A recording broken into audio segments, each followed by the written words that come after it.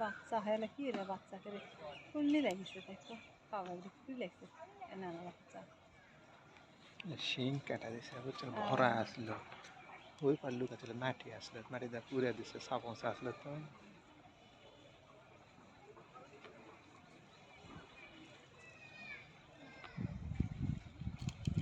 অল্প কয়টা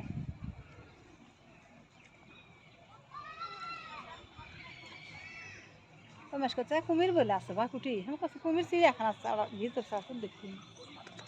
ওই কথা